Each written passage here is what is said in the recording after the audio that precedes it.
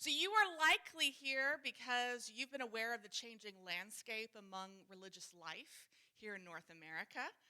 Perhaps you've been a part of it yourself. Maybe you consider yourself a religious non or an ex-evangelical or religiously disenfranchised. Maybe that's been part of your journey.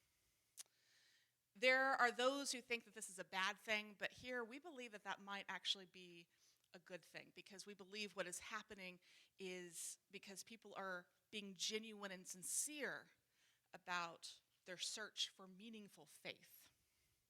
I myself was brought up Southern Baptist and slowly made my exodus while deconstructing my faith for the better part of a decade. It took me a long time. So just so you know, if that's part of your journey, you're among friends and good company here. So we're excited to hear more about this exodus from Dr. Sam Perry. Dr. Perry is a public sociologist. In addition to frequent speaking engagements around the country, he is a regular contributor at Time magazine and has also written for outlets like the Washington Post, NBC News, and the Dallas Morning News. Dr. Perry's interviews and his research findings have also been featured in recent documentaries by Frontline and Al Jazeera, as well as sources like The New Yorker, The New York Times, and The Economist. He is also an award-winning scholar and teacher. Dr. Perry is among the nation's leading experts on conservative Christianity and American politics, race, families, and sexual behavior. He has been recognized as among the top sociologists in the world in terms of research productivity and impact.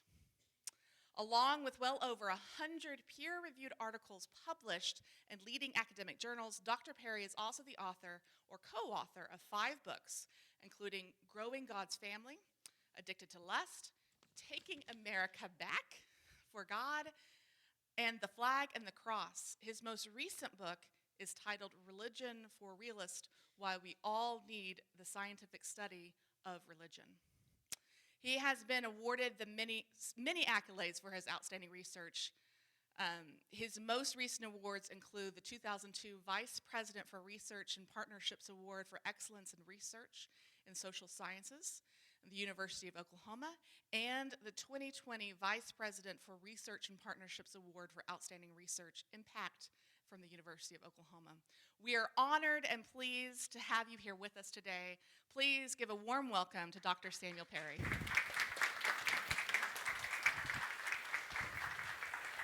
All right. Thank you so much for what a privilege it is to be here and to be able to share some research with you today.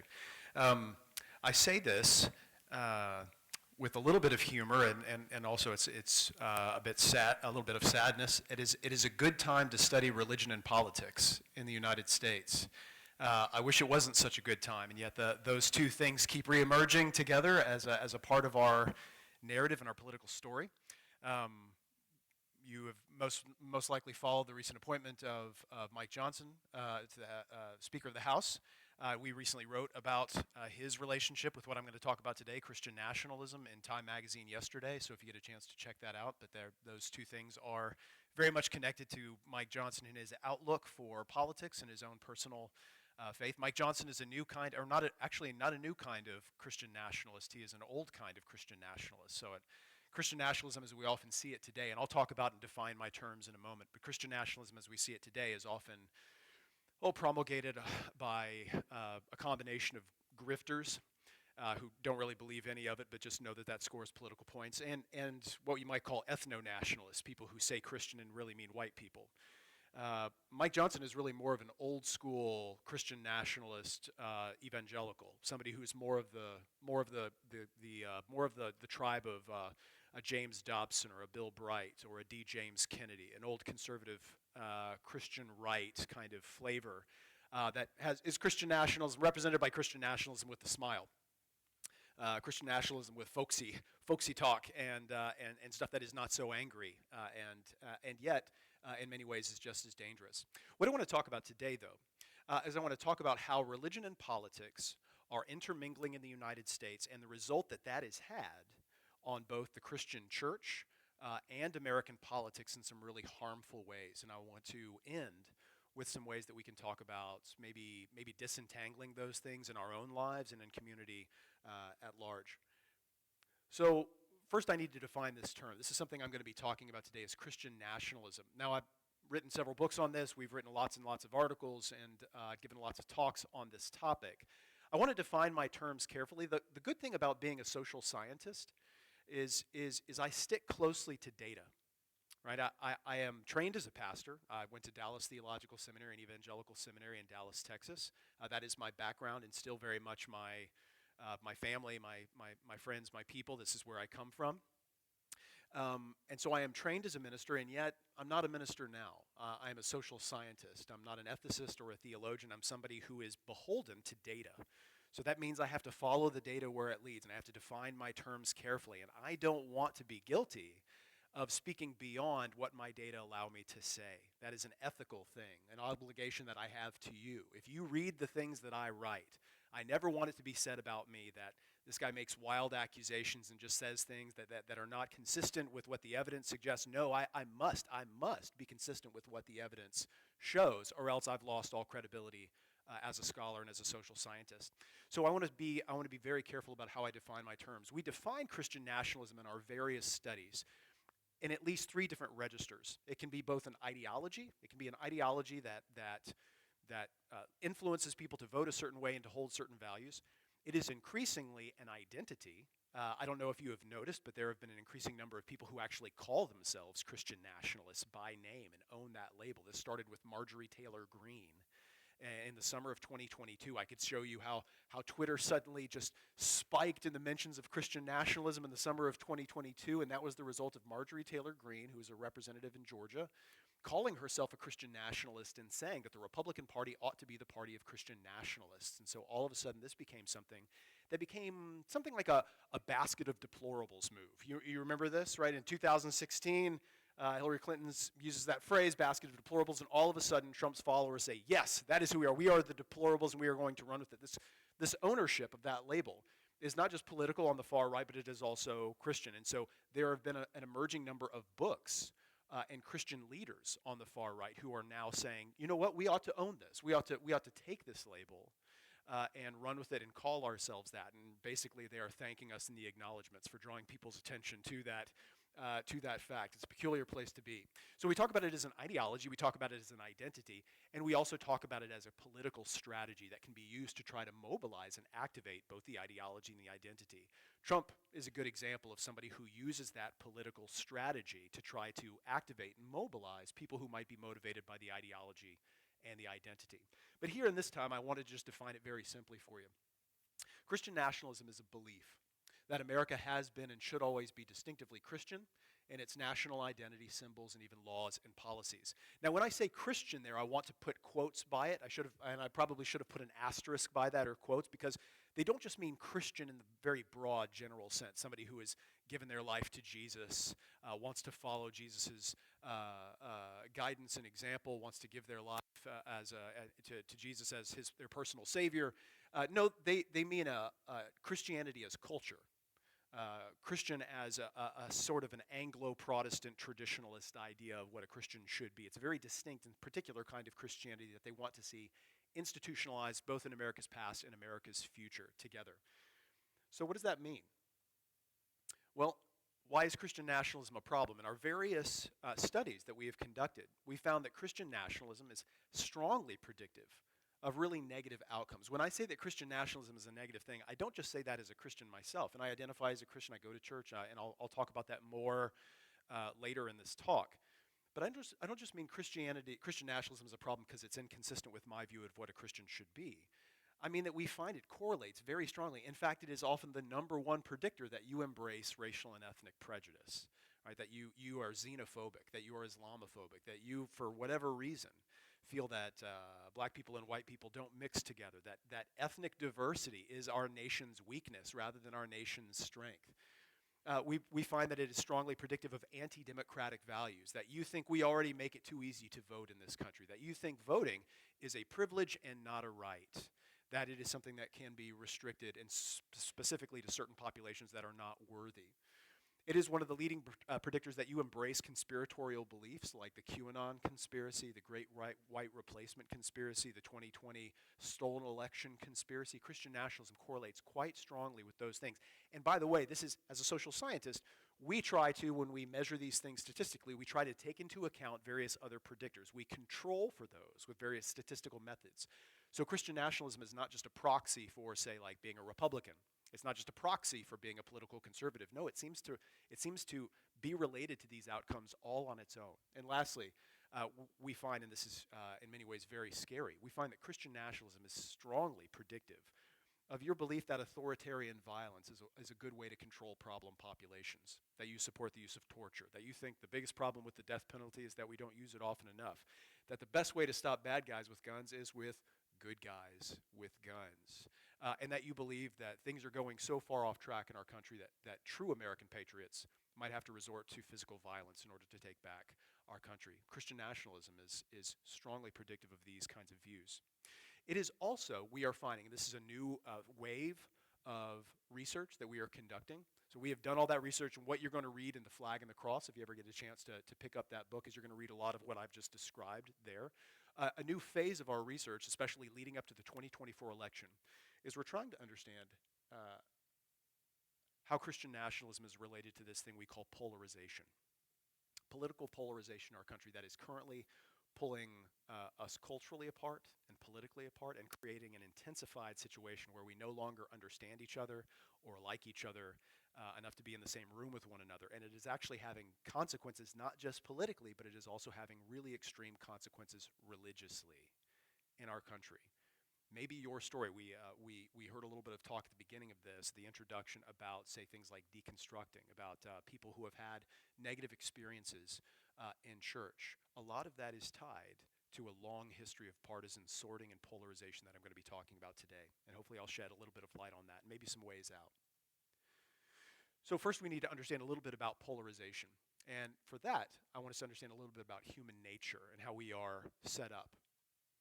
So humans are not only social, you know that, we are social, but we are groupish. What do I mean by that? Well, we don't just long to be around other people, to interact with other people, to have personal relationships, to have boyfriends and girlfriends, and to have spouses and to have children and those kinds of things. No, we actually are inherently groupish. We think in terms of groups. We think in terms of group identity. Oftentimes the most important thing about us, the most predictive thing about how we will behave are the kinds of identities, the groups to which we identify with. We say, I am a this, these are my people, and this is how we behave. Jonathan Haidt, who is a moral psychologist whose books I really appreciate, he wrote a very famous bestseller called The Righteous Mind, Why Good People Are Divided by Politics and Religion. And he argues that human beings are 90% chimpanzee and 10% bee. We have this sort of hive switch that we flip whenever we get into a group frame of mind and that is activated. We start to behave as bees in this sense, that we almost lose consciousness and we start to behave in this really tribal, team-based psychology. And when that activates, it's really difficult to get us out of that mindset. We think in those terms. What does that mean?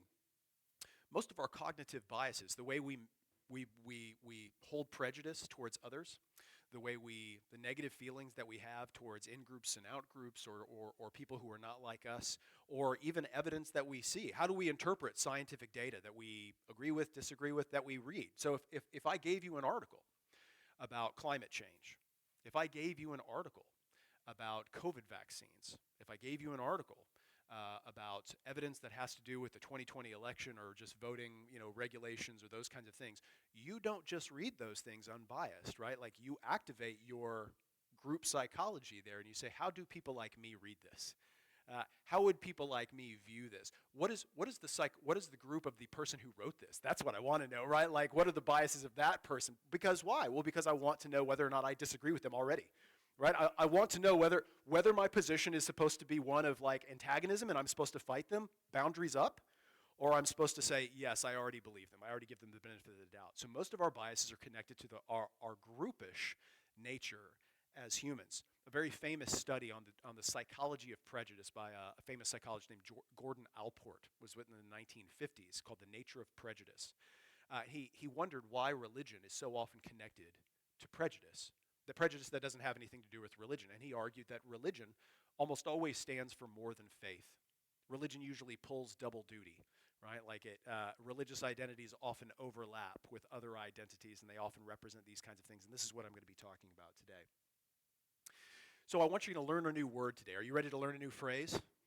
All right, so you're going to learn a new phrase that I want you to remember, because we're going to return back to this phrase. This is called social identity complexity. This is a concept in psychology that has been used for the last few decades, maybe 3 decades. Social identity complexity means a couple of different things, and I'm going to explain it to you with some helpful graphs. All right, those are always, the pictures are always helpful for getting this idea across. Think about these 3 identities. Right? So there are more identities. Obviously, we have lots of different identities. We are part of neighborhoods and communities, and we hold affiliations to various universities or jobs or professions, all of those kinds of things. So we have different identities, but these are really prominent ones. The nation that I belong to, the race that is ascribed to me, that I identify with, and the religion that I embrace. These are all identities. They often overlap. But there's also ways that we often don't overlap in those identities. So what somebody with social identity complexity is the degree to which I focus on the overlaps and how all of these groups in the middle are the same, right? Overlap over here. Or do I focus on the diversity of those groups and how they are different in some ways? And so the more or less social identity complexity I have is where I focus my attention. Maybe this will help. People with low social identity complexity perceive their in-groups as overlapping and convergent. So when I have low social identity complexity, it means that when I think of my in-group, when I think of the people who are like me, I think of people who share the same identity. They are the same race, religion, nation. They're just like me in all of their values and other identities.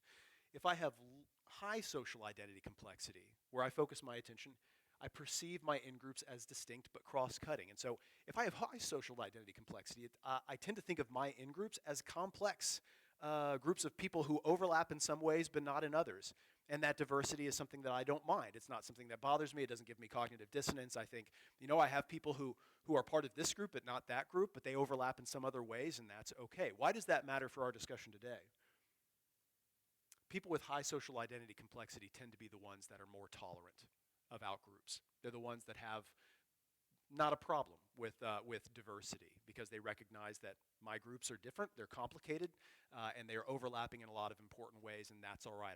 I like being a part of those groups, and that's a good thing. People with low social identity complexity tend to be less tolerant. There's a psychological mechanism going on there. When I see all of my groups as overlapping, my in-group are all people who like me, and they share the identities on 5 different categories. I tend to be intolerant of outgroups because they represent people who are so different from who I am and what my people are like. So this is where we get to the story of American polarization in the United States. When I say polarization, I wonder what you think. Most often, my students, I don't know if this is the way it is with you, but when I say polarization, my students at the University of Oklahoma get a picture that's kind of like this. This is the flip side of what's called a bell curve. Bell curve, statistically, is where everybody is in the middle and very few people are on the extremes. That's how most averages work, right? Like people congregate around the mean, and very few people are on the left or the right tail of that bell. When we think about polarization, oftentimes we think of a bell curve that is inverted, and people are now on the extremes, and there's nobody in the middle around the average, and everybody is extreme left or extreme right, and it's getting worse. And all we see is a society characterized by extreme views. I want to tell you today, that is not actually the case. This is not true, right? That is not happening. What you see, and oftentimes we perceive it that way. If you're on social media at all, if you watch the news, you could get that impression that Americans hate each other. Like, we are super different. We are moving towards extremes at a rapid pace, and this is why we can't understand each other. Not really. Actually, it looks more like this. Statistically speaking, on most social and political issues, we look more like this. We still have a bell curve. Most Americans really are in the middle on most issues, and very few people are in the extremes. When I survey my students, now you might think a bunch of college students at the University of Oklahoma would be a bunch of lefty Democrats, and that is not the case. When I survey my students at the University of Oklahoma, where they are politically, where they are like in terms of party affiliation, where they are ideological identity, conservative, liberal, very liberal, moderate, That's what I get. I get that picture. Most of them are in the middle. Most of them are independent. Some are left, right, and then very few people are on the extremes. And that is actually pretty representative of the American public. What has happened, though, so we're not polarizing in the sense that everybody is moving towards the extremes. What has happened is this. Over the past few decades, since really my lifetime, I was born in 1980, and so around the late 1970s and early 1980s, we started to sort by Democrat and Republican on very salient social identities. At one point in time, and this is difficult for my students to remember because they've never understood anything besides this reality, let's talk about the 1970s. Statistically speaking, in the 1970s, when we looked at Democrats and Republicans, we actually saw a lot of overlap between certain groups in ways that we don't see today. Democrats and Republicans had different combinations of moderates and conservatives and liberals, right? So there were actually some liberal Republicans and some conservative Democrats, and there was some significant overlap there. Non-white, white did not sort out as neatly as they do today. Another example would be like evangelicals and secular or non-evangelical Americans, rural and urban. So think about this. In the 1970s, and I could show you statistical data on this, in the 1970s, you were just as likely to be an evangelical Protestant as a Democrat as you were a Republican. There were equal percentages in the Democrats and Republicans of evangelicals. What does that mean? Well, that just means that being an evangelical wasn't a good predictor of how you voted, of who you aligned yourself with, of your other social identities. But what has happened over the last few decades, slowly but surely, we've sorted. This is the story of American polarization. It's not a story of moving towards extremes. It's a story of neat sorting by identities, underneath our partisan identities. So you've got Democrat on the left, Republican on the right. Democrats are increasingly the party of liberals and moderates, a combination of those kinds of things. They're more likely to be liberal and more likely to be moderates in the Democratic Party. Republicans are increasingly sorted in terms of ideological identity. They are almost wholly conservative, and the remaining bit of that is a bit more moderate, almost no liberals in the Republican Party, statistically speaking. Democrats are increasingly comprised of non-white Americans. Now, both parties, to be fair, are growing in their non-white representation, but among Republicans it is disproportionate to the growth of non-whites in the American population. In other words, they are disproportionately white in the Republican Party. In the Democratic Party, that is outpacing the demographic growth of racial minorities, and so the Democratic Party is disproportionately non-white. So you see there's a sorting going on there by race. Religiously, I probably don't have to tell you this, but there is, and again, this is what shocks my students when I talk about this in class because they've never known anything but this. When I say evangelical, almost certainly you think Republican and conservative. That wasn't always the case, but now those groups have sorted so strongly. 40% of the Republican Party are white evangelical Christians, and 80% of the Republican Party are white Christians. Meanwhile, the Democrats are comprised of secular Americans, mainline liberal Protestants, black Protestants who are conservative in some ways and liberals in others, and Jewish Americans, Muslims, and Latino Catholics. Right? So you've got this really interesting combination within the Democratic Party and a lot of solidarity in the Republican Party. And lastly, rural and urban. I mean, it's amazing. I can just look at the parking lot of a church and see how you vote, right? If I see a lot of pickups, I know where you're going, and if I see a bunch of Priuses, I know which way you lean, right? So like this tells me a lot because again, we have sorted so neatly in terms of our consumption patterns and our identities underneath these. Democrats are increasingly comprised of people who strongly reject Christian nationalism, and the Republicans strongly embrace Christian nationalism, and all of those things. What is that what is the consequence of that? Remember I talked about social identity complexity, and what happens when all of our group identities overlap to where the Venn diagram becomes a circle? Well, this is what happens. As a society, we are essentially funneling everyone into low social identity complexity and increasing intergroup intolerance. Right? We as a society are forcing a situation into which our identities, the people who are in my in-group really are just like me in every way. It's not an earlier situation in the decades past where my in-groups are characterized by all of this complexity. But if I am a conservative Christian in Oklahoma, I increasingly find myself in a situation where my kids go to the same school as other people who are just like me. I live in the same neighborhood. We go to the same church. We participate in the same volunteer associations. We all eat at Chick-fil-A. We work out at the same place. We do all of the same things, and I never have to meet or encounter somebody who is different from me.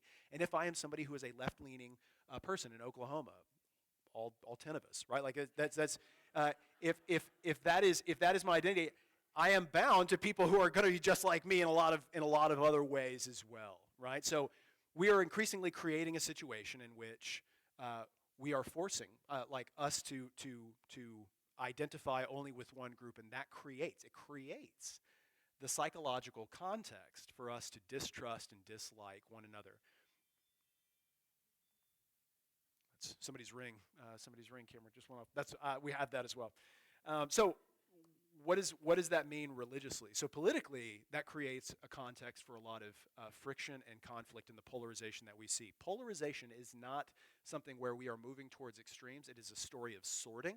It is a story of what we call affective polarization, where we increasingly distrust and dislike people from the other parties. And when we see somebody with another identity that aligns with that political party, we automatically say, not my person, not my kind of people, I'm going to do something different. Well, what does that mean religiously? Well, what happens, and this is important, what has happened within the last few decades, and we have shown this in political science and sociology, study after study after study, is that people are now determining their religious values in communities by their politics rather than the reverse. When I was, in the 1970s, when politics and religion didn't overlap so neatly, I might be in a church where there would be people who just share different views from me. And we vote for a different person. And maybe we didn't talk about it, maybe we did, but it wasn't this kind of vitriolic thing. Nowadays, I walk into a faith community and I say, are these my people? Are these people like me? Do I feel safe in this place? And what it amounts to are, do these people share my cultural, political values? Are they like me? And we sort. After 2020, I don't have to tell pastors that, right? Like after 2020, I get story after story after story during 2020. How people responded to Trump, how people responded to George Floyd, how pastors, responded to Trump or George Floyd or COVID, saw a great sorting of people. They had people leaving their church and joining their church because they were too woke or not woke enough. They responded this way or they responded that way, and people just picked their congregation increasingly by their politics. So what does that mean? Well, it means that what happens as Christian becomes synonymous with Republican or conservative or Donald Trump? Well, I can tell you what's happening among young people. Increasingly, we see this, that young people, we see this in experimental data, where we give people a certain scenario and treatment and kind of see how they respond to it in an experimental context. And we also see it in panel data, where we follow a group of people over time, especially among young people. Young people who lean left in any way, as young people often do, they get the picture that Christian means conservative, it means right wing, it means Republican, and increasingly it means Trump supporter. And they say, no thanks, not for me, right? This is not my community. These are not my people. So part of the rise of secular Americans, part of the rise of the nones, the unaffiliated in the United States, is not a result of people saying, I don't want to have anything to do with Jesus or faith or church or all of those things. I no longer believe in anything. That really isn't. It's not a result of people just chucking everything have to do with faith. It's people saying, if that is what Christianity is, count me out, right? I don't want anything to do with that at all.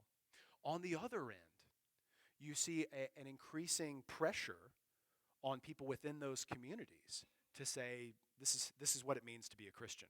What it means to be a Christian is to hold these values, to suspend your moral objections to leaders like Trump or to the kinds of things that we see going on or supporting in this party. No, it means, you fall in line. It means you're a part of this group, these are our values, and you feel pressure to conform to that identity in a lot of ways. And so people continue sorting, right? The sorting that we see at the political level is now taking place at the religious level. Almost involuntarily, we find people who are like us. We have almost unlimited opportunities to find our people, to date who we want to date in ways that we didn't have in the past, to move next to certain people, to just interact with the kinds of folks that we want to in terms of our consumption habits. And we are playing into this in many ways. Christianity becomes filled with right-wingers, while moderate or progressive Americans learn Christianity isn't for them. It may be the case in a few decades from now where those Venn diagram, those circles will completely overlap. And Christian just means it's a political label, or evangelical is already becoming that, right? Like it basically just means like pro-Christian Trump supporter now. But you've got a situation where one political party may, in the future, be comprised, if this continues, be comprised of just completely secular Americans and religious minorities, and then the other group is just the Christian party, and you feel completely compelled to be one or the other. What's the solution to this? What's the solution in terms of people of faith, but also what is the solution for us politically? This is really what I want to get into now. If you read, I want you to read The Flag and the Cross. I'm proud of that book. I'm proud of the book that came before that, Taking America Back for God. So like I think all of the stuff that we wrote in there is really true. But when you read Taking America Back for God, or you read The Flag and the Cross, which we have in the back, it's going to have a very Empire Strikes Back kind of vibe to it, right? Like it's not one. We wrote this right after January 6th. Like we didn't write this with a lot of optimism for how this is going to go. Like we wrote this like, hey, we're in an emergency. This is a real problem. We ended with the note to do what I'm talking about today. That there needs to be some cooperation. There needs to be an intentional way that we bridge these divides proactively. And in ways that we can actually accomplish goals and defeat what we think is an oncoming and growing threat of anti-democratic, really proto-fascist religious ideology. And so I want to make good on that promise. So we end The Flag and the Cross with that charge, and it's what I want to talk about a little bit in the remaining time that I have. So this is Liliana Mason, who's a brilliant political scientist at Johns Hopkins. So she points out also, like I'm doing today in this talk, that our problem is increasing overlap between group memberships that amplify partisan hostility. All of the sorting that we have done increases the likelihood that we don't know anybody who is not like us, we don't identify with anybody who's not like us, and we increasingly distrust and dislike the other guys, right? So what is the solution to this? Well, the solution, she argues, is cross pressures.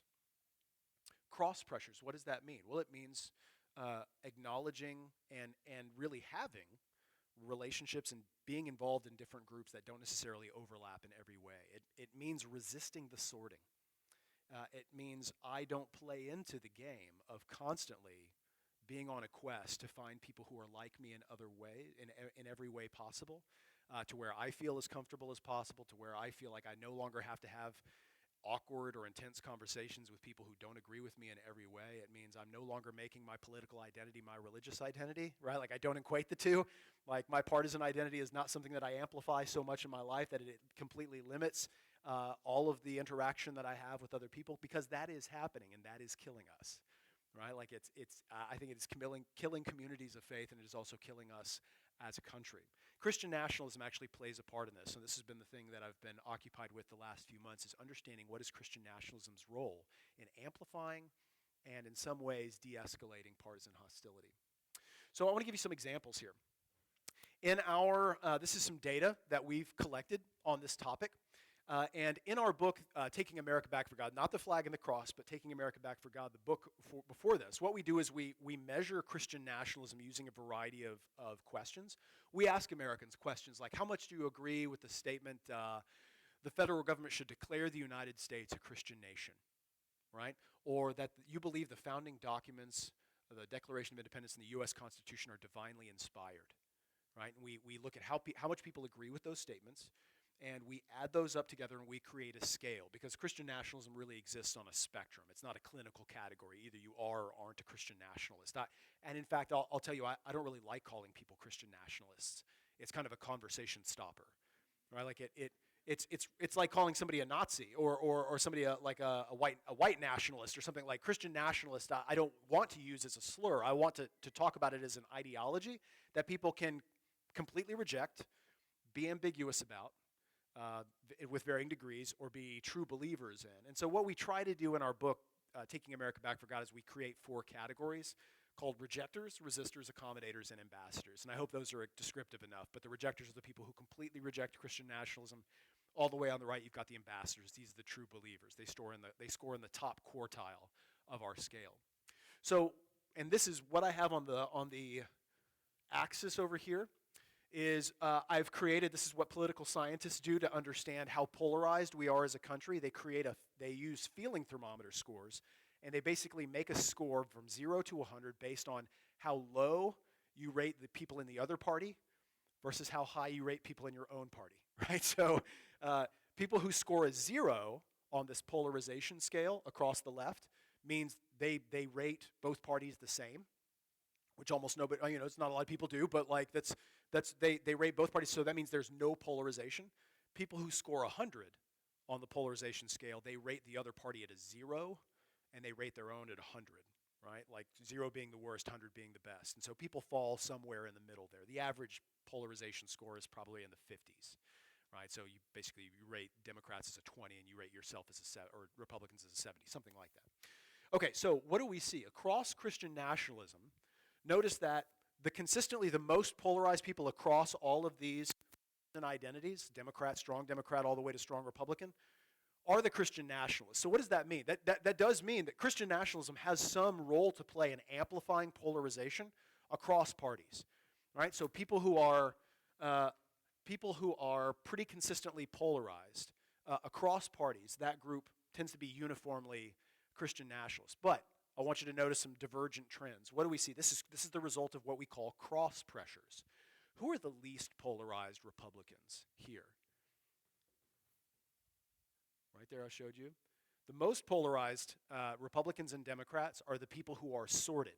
They are the Democrats, the strong Democrats who completely reject Christian nationalism, and they are the strong Republicans who completely embrace Christian nationalism. They're the sorted ones. Does that make sense, right? Like they're the ones who combine those two things. Either you reject it and you're a Democrat, or you completely love it and you are a Republican. Who are the least polarized in those parties? Well, it's the Democrats who embrace it to some degree, or embrace it a lot, and it is the Republicans who completely reject it. And actually, the Republicans who completely reject it are the ones who are the least polarized on the scale. Right? So it means they have the least amount of problems or affective dislike for the other party. I'll show you another group that consistently doesn't score very high across Christian nationalism. Are these independents right in here? People who don't really necessarily have much to do with Christian nationalism or any partisan identity at all. What happens when we look at things like ideological identity? Same story. Very liberal all the way to very conservative, so the strong blue to the strong red. And we see pretty much the same story. The most polarized across all of these ideologies would be those folks. Who are the most polarized? Well, it's the very liberal rejectors and the very Christian nationalist ambassadors. In other words, the people who are the most neatly sorted, just like we're talking about, are the people who dislike the other folks the most, right? Like they rate their own party high and they rate their opponent's party really, really low. The people who don't seem to be affected by this, look at the moderates. As Christian nationalism changes, people who are not really connected to a political ideology, they don't really change much at all. It doesn't seem to affect them because, again, they don't really see much of a dog in this fight. They either hold the views or they don't. They really don't have a lot of affective polarization. The people who are the least polarized are the ones who are significantly cross-pressured. In other words, they feel the conflict between one identity and the other. I believe Christian nationalism is some kind of good thing. I believe this ideologically, but yet I hold this partisan view and I don't have a lot of ideological disagreement with this outgroup. What does that mean? So the emerging evidence shows Christian nationalism increases polarization on its own, but its effects are amplified by sorting. What does that mean? Okay, so Christian nationalism, I think is on the whole a negative thing. We talk about that in our books. We show that in spades, and I think in a variety of ways, Christian nationalism leads to some pretty noxious results. But as it relates to our inability to talk to one another, it is problematic, but it is increasingly problematic when we are well sorted, right? When we are particularly isolated in our ideological and partisan bubbles. Supporting Christian nationalism combines with strong Republican partisanship or strong conservative identity. It produces greater polarization. Completely rejecting Christian nationalism. And when I say rejecting Christian nationalism, you might want to just think of it not in terms of rejecting Christian nationalism, which I've already talked about as a negative thing, Christian nationalism, but what if we called it complete political secularism or something like that, or a dogmatic view that religion shall be nowhere near American politics at all. So you'd have any kind of problem with people, say, voting their Christian values or that kind of thing. In other words, you're almost militant about making sure that there is no encroachment of religion in any way. That is not actually a very popular view among Americans in the United States, most Americans are around the middle. They're pretty ambiguous about this.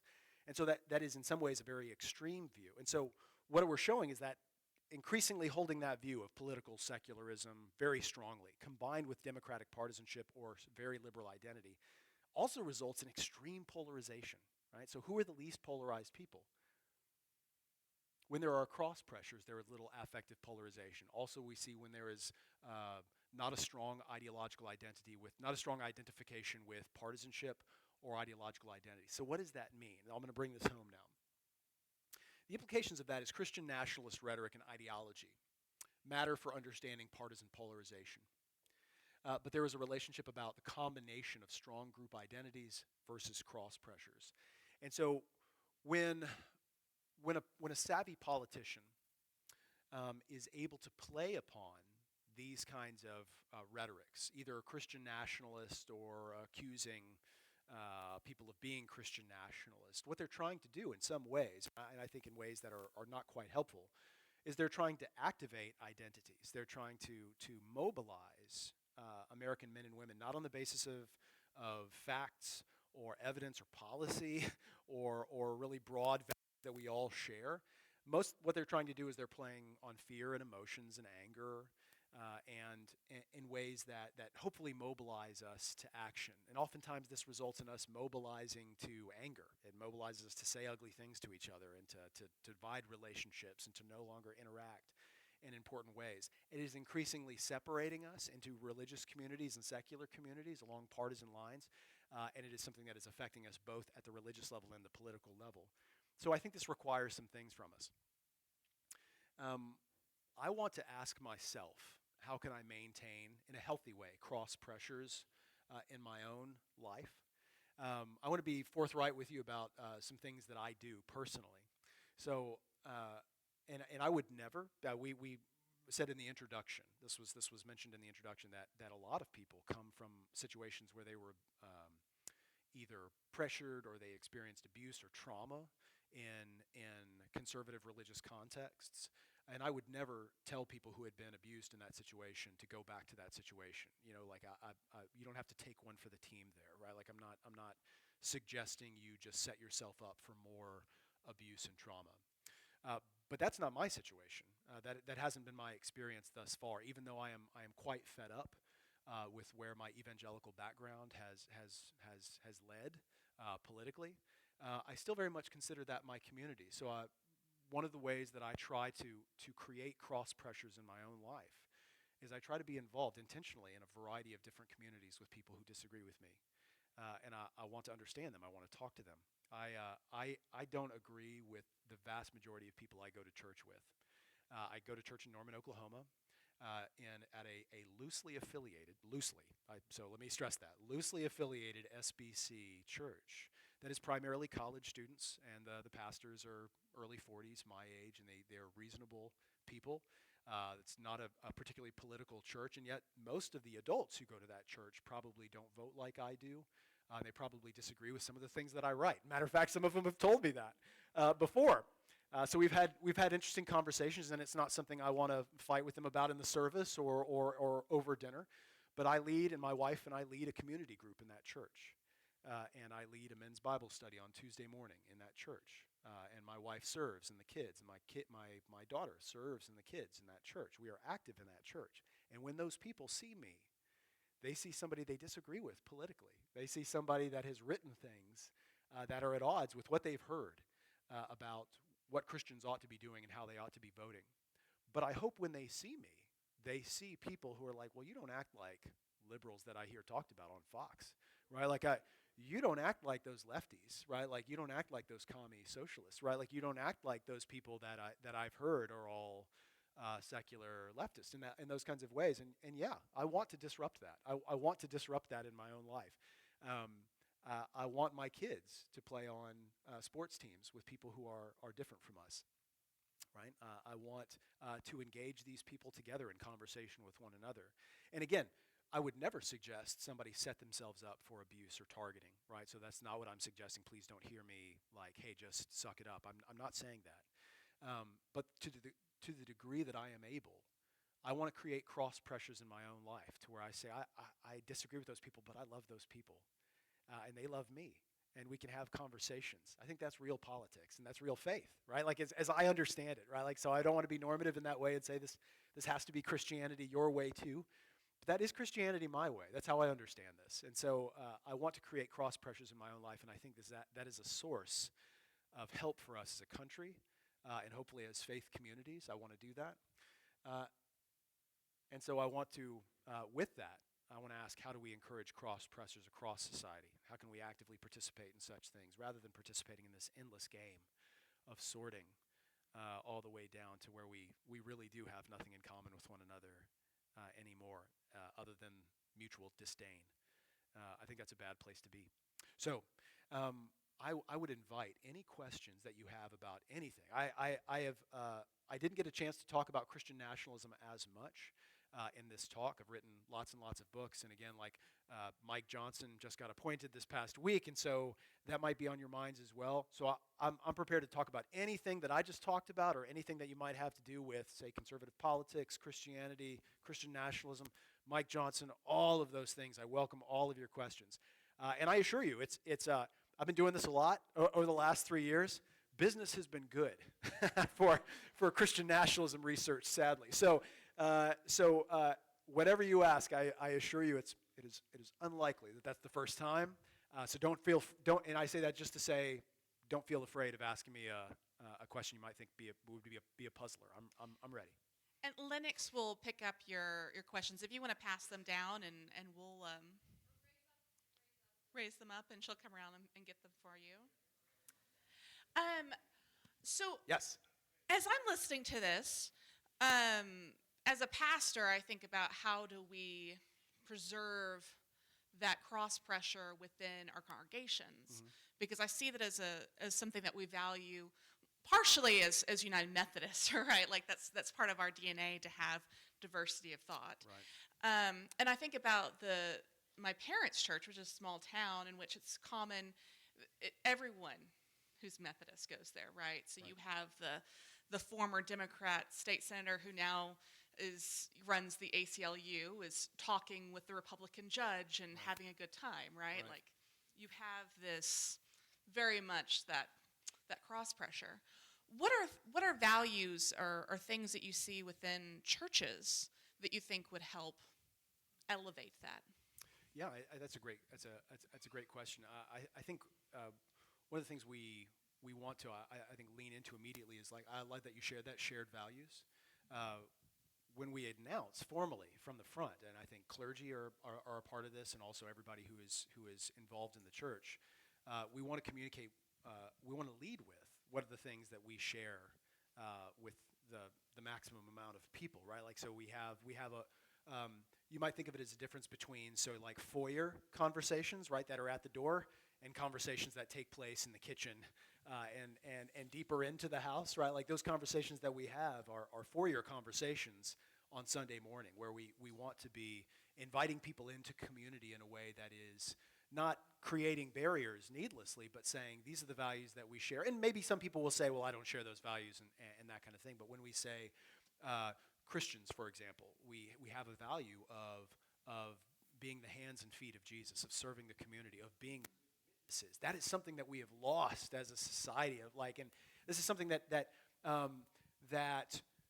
I feel like has been one of the most tragic consequences of Trump's ascendancy within conservative Christianity in the United States. And I did not vote for Trump, so I don't mean to be overtly partisan. So but one of the things that I see as a tragic rise in the ascendancy of Trump is the decline of this, what I grew up with, this idea of witness, that it matters the kind of reputation that I have, that how people perceive me is how people perceive Jesus. And when they perceive me as somebody who is angry and hostile and bigoted or somebody who is intolerant, they perceive Jesus that way as well, and I'm very cautious of that. And so I think we want to lead with this idea of values, but also witness, and how can we represent Jesus in a way that says, I think hopefully the image of Jesus that we all share, that Jesus is love, that Jesus is self-sacrifice, that Jesus is service to others. And so that would be my idea. And even if there are more particulars as we get into things of like leadership and the bylaws of the church and that kind of thing, I think those things are as we commit to relationship with one another, if that makes sense. Yeah. Yeah. One person asked for you to define cross pressures a bit more. Yeah, sure. So when I say cross pressures, I really just mean the extent to which we actually do have relationships and groups that overlap some, but also diverge in other ways, so that we don't have that Venn diagram of relationships that really people are just alike, that we are a part of the same communities in every way. So, for example, that I am a sociologist, and they tend to be not a very religious bunch. I don't know if you know that. so maybe we could count on two hands the number of like Christian sociologists that I know, and I think I know them all personally. All that exists, and I should show you. I could show you. I mean, I've got on my phone. I didn't put it on the. I don't want to embarrass this person, but I could put on a PowerPoint presentation the bumper stickers that I feel like are anti-religious, that my faculty colleagues either have on their office door or their cars that are if not hostile, kind of combative, confrontational, and they're not big fans of religion among those groups. But they like me, and they know that I'm religious, right? Like they know that is something that I value, and I like to think that I'm a pretty good sociologist and a contributor to the department. And so these sociologists who are different than me in a lot of ways also identify with me, and so there are cross pressures there. And I'm also a part of this community where people think sociologists are godless leftists, commies, right? So I'm a part of this community where I am also somebody who leads Bible studies and serves in the church with my family and occasionally preaches.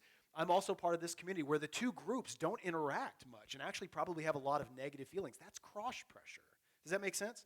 Because I don't have the ability to have baseless prejudices towards either group because I know those people and I love those people. And so the more that we can have relationships with groups that maybe have some things in common but not a lot in common, that's cross pressure in my life, politically and I think culturally. That's what I mean.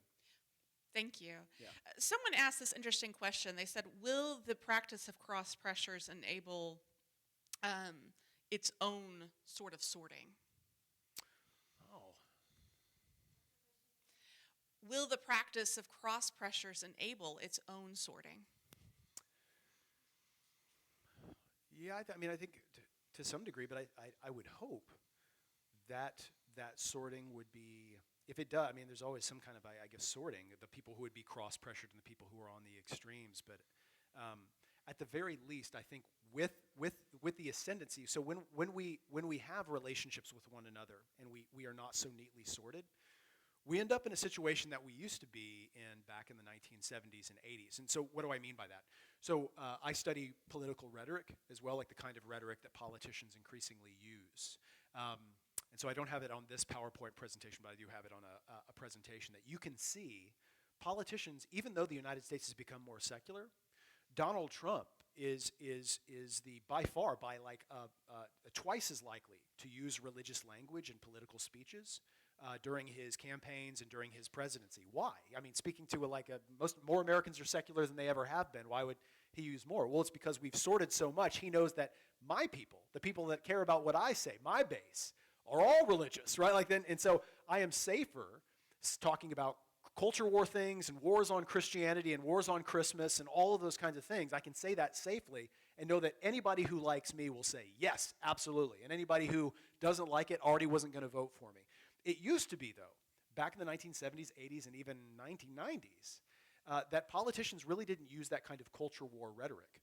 If they used religious language, and many did, Obama did, George W. Bush did, Clinton did, all of them used religious language, but it was a very generic civil religion variety. And it usually emphasized the values that we all shared. It emphasized the American story, the obligations. You can look at Obama's his inaugural addresses. Look at Obama's inaugural addresses, and you will see references to God, and several times. But it always has to do with our broad obligation to be good stewards of what we've gotten, right? So it's not culture war. It's not attacks on Christianity. It's not that kind of thing. It's not carnage. It's not dystopic nightmares and how we're gonna, it's not that kind of thing. So I think the kind of cross pressure that I would like to see would produce would force politicians to have to use the kind of rhetoric that doesn't depend on us being so neatly sorted anymore, right? So it's not so divisive. It's not so polarized. And honestly, up until the Mike Johnson thing this last few weeks, I had more hope after the 2022 midterms. The 2022 midterms were not good midterms for Christian nationalists and election deniers. They didn't do well at the polls. And I have, as a political scientist, sociologist, I think I had hoped that the more politicians see that that is not an effective political strategy, that that is not something that resonates with audiences, that they would try a different tactic, that they would talk about policies and economics or healthcare or whatever, something that is more relevant to all of our lives than these kind of culture war things. But that didn't happen, and so I'm concerned that with Trump still polling at like 60% in the Republican primary, and Mike Johnson being the next after the vice president in charge, then maybe that rhetoric gets ramped up. All that's a meandering way to answer the question. I hope the kind of sorting that we see would that would result from cross pressures would actually force politicians to be more responsible policy people rather than culture warriors. Thank you. I'm going to read these two. These are two longer questions, Okay. but they touch on two ends of the same spectrum. Okay. So, in terms of cross pressure in the church environment, is it noble to stay and apply those pressures when your money and membership still serve to harm prejudiced populations? And how do you reconcile that? And then the other half of that is, I'm in many groups that I'm not like the others. I stay quiet when we get to topics that are controversial. How do I say anything without getting excommunicated? Yeah. So you, Wow. yeah. So I see that two sides of the same thing.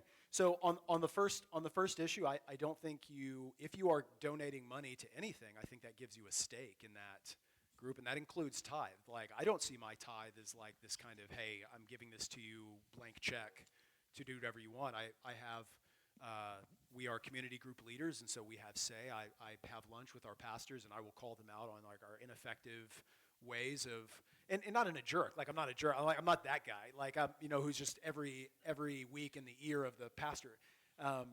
But I do think I'm clear enough to say, look, I'm not, and this is how I lead those conversations. Look, we're not going anywhere. Okay, so just know that, like, this isn't me heading out the door and saying, like, this is my exit interview. I'm not going anywhere, but this needs to change. I think this is something that you could address. This is something that we could address collectively. This is something that we are not doing effectively. And so I think it really is okay, as somebody who is a part of that community, especially if you are like a tithing participating. You're not just a marginal figure in that group. If you're somebody who has stake in that leadership, then you can actually, that would be the best thing, is to try to use that leadership to say, I see things changed. On the other end, how do you not get excommunicated? I think it requires some tact. It requires some not manipulating. So, like, you don't want to be like the deacons in my old grandma's church who were kind of like, and like from years ago, who would manipulate and build coalitions and backstab and create factions, and you know how these guys kind of stories go. Like, I think that is a not an effective way. It's a great way to split churches, but it's not a great way to like see the group served in that way. So I think that it comes down to picking your battles and hopefully partnering with like-minded people in that church who can say, we together identify this as a problem. Yeah.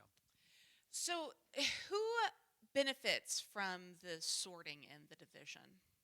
Yeah, okay, so yeah, primarily who benefits from sorting and division are politicians who can increasingly speak to only one audience the same message over and over and over again. So if you want to know who sorting benefits the most in the country, it's Republicans. Why? And I'll just tell you, like, this is just math on this issue.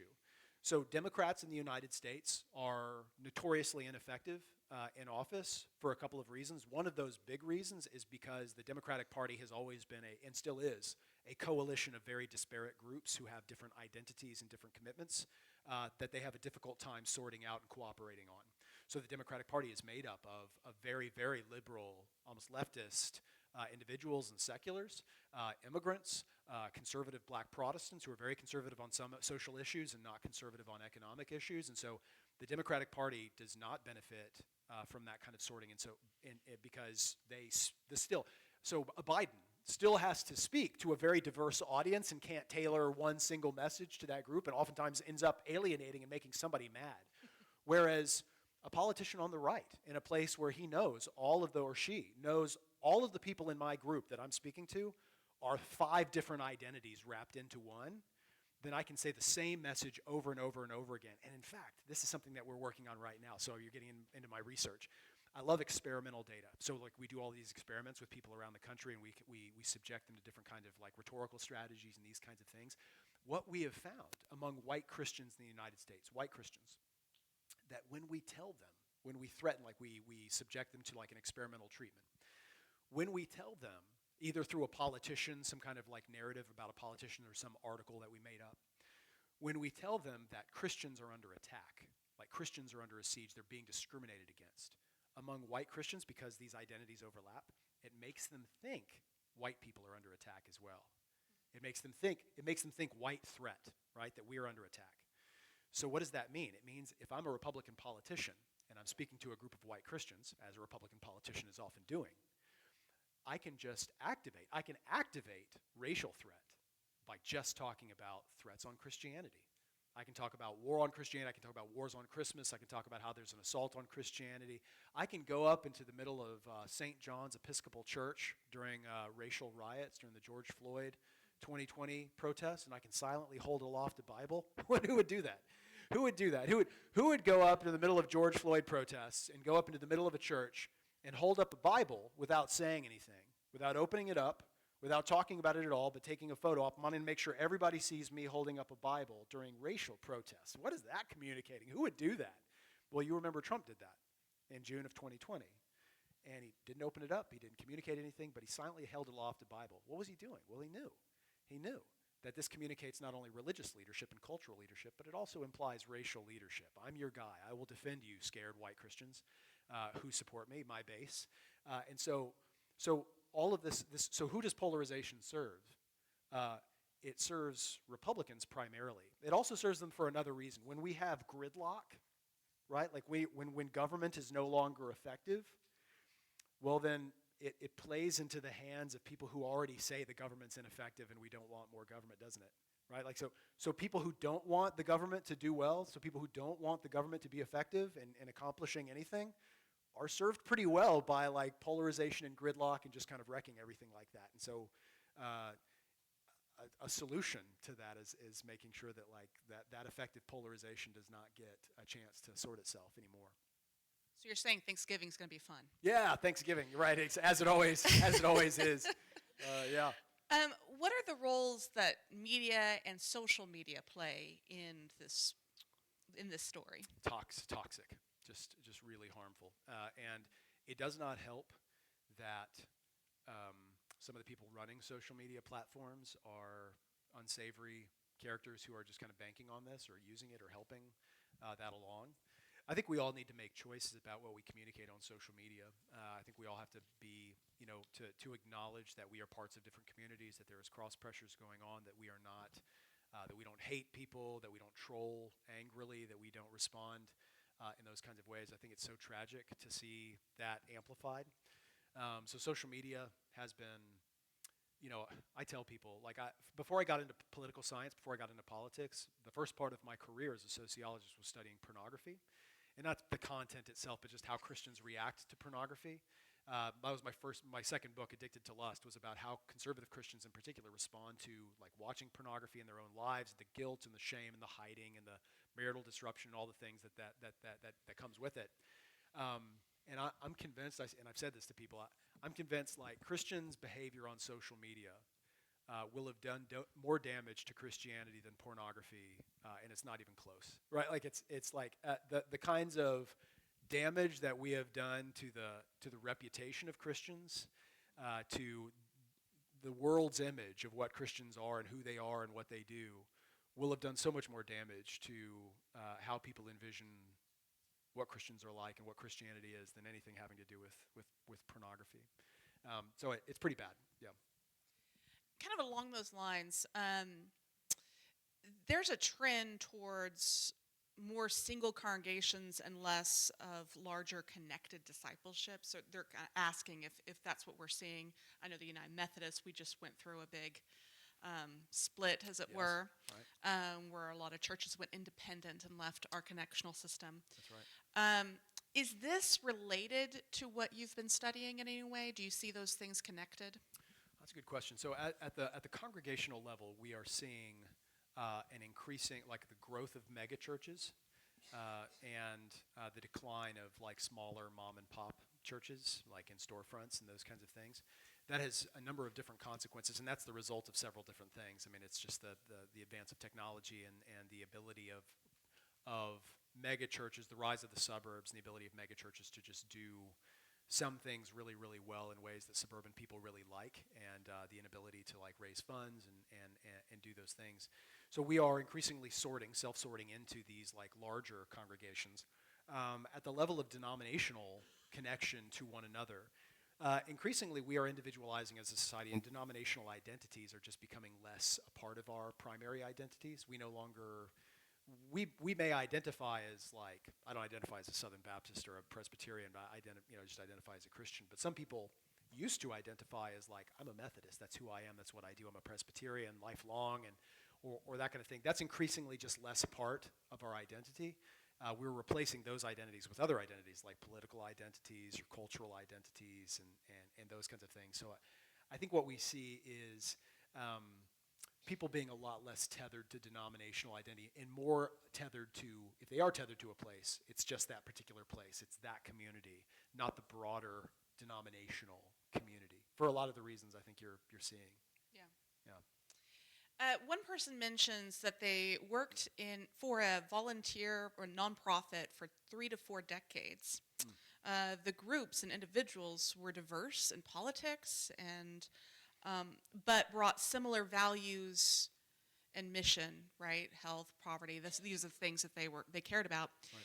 Is this a good place to maintain cross pressure in our church? Yeah, I love that. Yeah, I think that's a great opportunity and involved in all of those kinds of things, like especially community leadership level. One of the worst, and that gives me an opportunity to talk about, I think, another tragic situation that we're in as a country. One of the worst things that has happened culturally and in American politics within the last few years is what we'd call the nationalization of all politics. That is a situation where we watch politics on TV like it's a sport, and so we increasingly we consume political news, but not the local news. It's the national news. We find that entertaining in some ways and provocative and stimulating, and we're involved in these kind of conversations. And we connect everything, even at the local level, to political news, to the point where people who are campaigning for school board in Norman, Oklahoma, have to tell me where they stand on the Biden-Pelosi agenda. Like, I don't care. Like, who does that even matter, right? Like, all of these things that they care about it, like, but what do they have to do? Well, they have to establish what team I'm on, right? Because all of our politics, even at the local level, from dog catcher to school board to city council, has to be connected to some kind of national politics.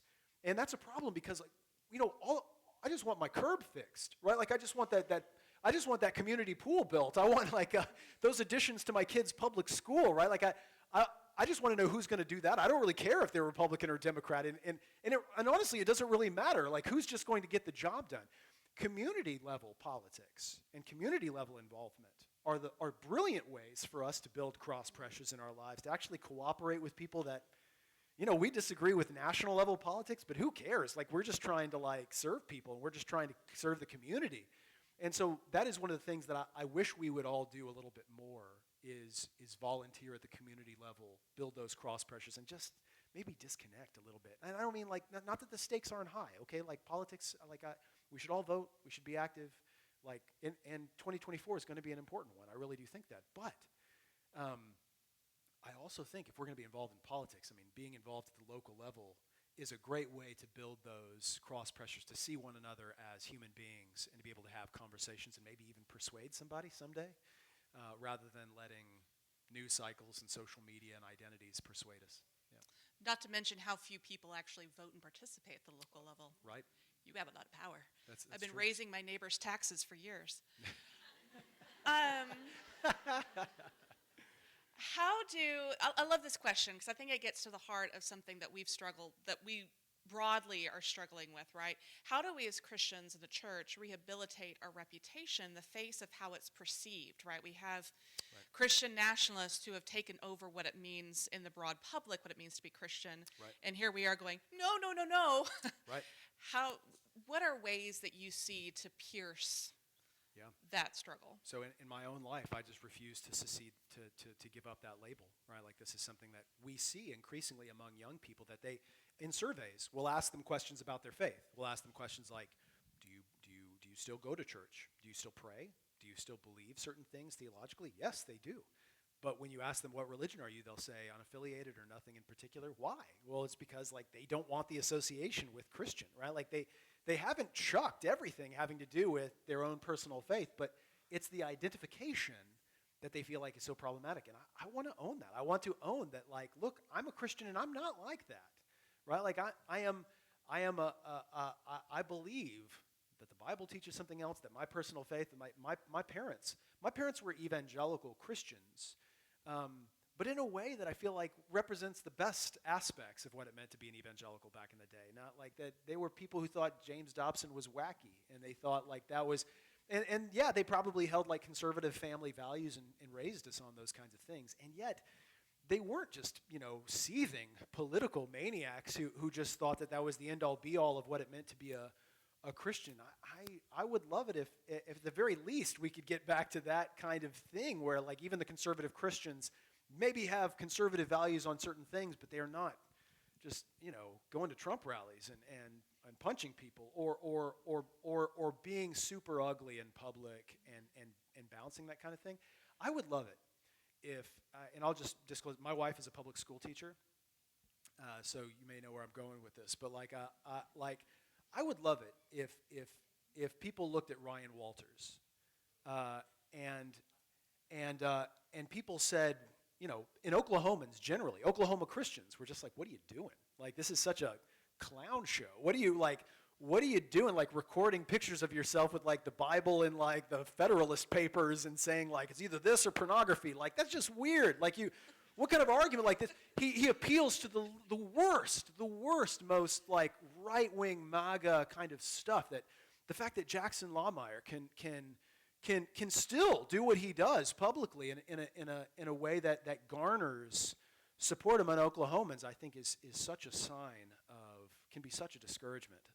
And yet, sorry if he's in the audience, by the way. Like, I don't know. Sorry, Jackson. We can talk after this, but it's one of these things where I would love it if when people saw Christians in Oklahoma, they didn't see Jackson Lawmeyer. They saw somebody who is loving their neighbors and serving and cooperating with people and is just living out what it means to like follow Jesus, not in a way that is like this big spectacle, but in a way that hopefully is the hands and feet like we're all supposed to be. So moving more towards kind of back to the national political level. Yeah. Congressman Hearn was quoted in the Tulsa World as saying that the speaker should be someone with little congressional experience because more experienced legislators tend to be susceptible to bipartisanship. So the question is, how can democracy survive without bipartisanship? Like, Wow. I'll let you go wild with that one. Yeah. And there's a history of that. I mean, there's a history, like that history starts with around Newt Gingrich, and I don't know if you guys are familiar with that history. Like, he was the one who kind of came in and said, like, hey, we're not going to be friends with each other anymore, and we're going to, stay at home, don't carpool together, don't play on don't let your kids play on the same soccer teams, kind of thing. This is going to be war, and we're going to win. That is continuing to find resonance. In a way that makes Biden look so kind of backwards. Like, my students and other people are just like, what do other people ding Biden for all this talk about like, oh, my friend on the other side of the aisle, and it's like, friends? What are you talking, and Biden is from this older day, this older era where you actually did have friends, where you actually did play golf together and hung out and talked and carpooled. And nowadays, it's just kind of blood sport, Hunger Games going on at the congressional level. Little information for you kind of politics junkies. When we talk about polarization, how we've polarized as a country, it didn't happen at the grassroots level first. It happened among elites first. So people in Congress were polarizing long before people at the grassroots level started to polarize. They taught us, they told us with their rhetoric, who are we as Republicans and Democrats, and who do we support, and what kind of values do we share, and we have followed them rather than like told them. So I would love it in a situation. I would love a situation where we are the people are saying we don't like that kind of divisive, kill the other guy kind of thing. We just want to get the job done. We want to see all people succeed, not this kind of like we've got to kill, not kill, but I just mean like we just don't want to conquer and destroy the other groups. If politicians aren't going to be grown-ups about it, like we really have to insist with the ways that we vote and do primaries and talk about those things that they grow up. Vote at the local level is what you're saying. Yes, absolutely, absolutely.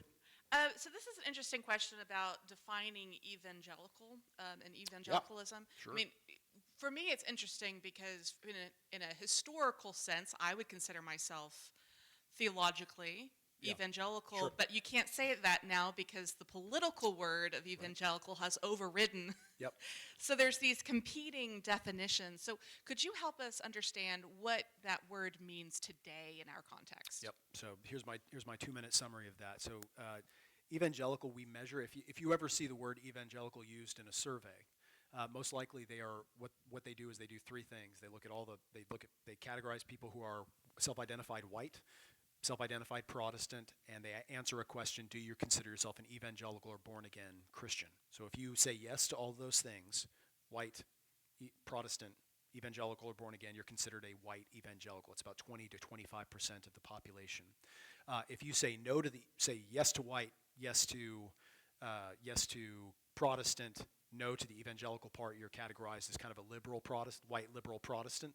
Not an evangelical Christian, and you politically behave quite differently. So that's all it means statistically to be an evangelical. What is increasingly we're finding, though, is that category of evangelical historically meant that you believe, you hold to like a born-again experience, that you have asked Jesus to be your Lord and Savior, that you've had a conversion experience, that you hold the Bible in high authority, that you believe that Jesus' life, death, and resurrection matters for salvation, that this is important to you, and you probably are active, right? Like, and it doesn't mean like politically active, but it involves like you want to change the world with the gospel message. That's basically historically what it meant to be an evangelical. Nowadays, all of the theological content of that is being emptied out, and it just means political identity. I'll just give you an example. Pew Research Center, which I use their data, it's really wonderful, it's been helpful. They make it public, and I'm very grateful for that. But they did a study from 2016 to 2020, and they asked Americans, they wanted to see whether white evangelicals in the population would be declining, because they figured surely after Trump, people would just be abandoning that label. Nobody's going to identify as an evangelical anymore. And they actually found it increased slightly among white Americans. Why?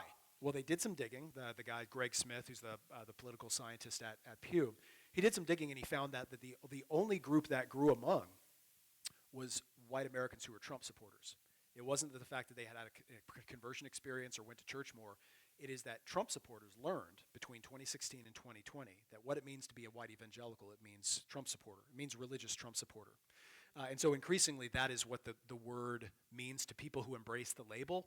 People who call themselves white evangelical go to church less and less. Why? Well, because it's not about faith, it's not about practice, it's about politics and culture. And that is increasingly what the world sees, and increasingly what evangelicals themselves see. Thank you. Yep. And then I'm going to just read these two questions. We have more here, but I think we've taken so much of your time, and I just want to thank you for that. These are great questions. And if your question hasn't been asked, please feel free to come and chat afterwards. Yeah. I just want to respect all of our time. These two questions get to the demographics. Okay. So the first one is, does your research reflect a difference in Christian nationalism geographically, generationally, and is there a difference between men and women? And then the second question is asking how young adults leaving the church, if this is more because of politics than religion. So the last question, I think young adults leading the church is is a lot due to politics and the political implications of what those labels mean now. It's the result of sorting. It's the result of people learning this is what it means to be a Christian. I'm not that, and therefore I don't have to consider that anymore. Which is I think is a sad thing. Like I think if people make choices about walking away from religious faith because they've considered what they believe and they say this is no longer something I embrace, I understand that. But if it's something where they just say, well, this label itself is something that is so toxic and horrible, that makes me sad because I don't think it has to be that way. In terms of demographics, yes, the Bible Belt South is as you might guess the hub of Christian nationalist belief. We've shown in several surveys across various surveys that allows us to look at states, mostly in the deep south. So like when you see the kind of Louisiana, Mississippi, Alabama, Georgia area, Oklahoma obviously is holding its own in terms of Christian nationalist belief. So Bible Belt generally is where that happens. Across other demographics, there certainly is an age difference. Older Americans are far more likely to subscribe to that. We also see younger Americans, especially millennial, Gen Z, more likely to reject that ideology, but also they're more likely to be unaffiliated generally. And men and women, actually not much difference, which is surprising considering like we have also shown Christian nationalism to be strongly associated with like very patriarchal views. They are not egalitarians. Like they are not people who see they're very much into gender roles and women should be doing this and men should be doing this. And some of the people who are writing books, some of the guys who are writing books about Christian nationalism within the last year, 2 books came out arguing for Christian nationalism by name among conservative Christians. One of the authors, a guy named Stephen Wolfe, he argues that we ought to, and he said this publicly, like on Twitter, he posts about this, that we ought to repeal the 19th Amendment. That's the one that gave women the vote. Okay, so and he's not the only one, right? Like several of these people are like, look, we should not have a situation in which women have their own like voice in public. Men should be the ones. This should be a household vote, like used back in the good old days. So imagine that, and then when we look at survey data, there's not a huge gender difference. There's not like men are not the ones who are like high on this and women are low on this. It's something that is it's far more likely to see variation across age and politics than that. So we see basically, you see the same kind of demographic stories that you would see among conservative Christianity or strong conservatism versus other beliefs. Yeah. Thank you so much. Everyone, give him a great Thank big you. hand of applause. Thank you.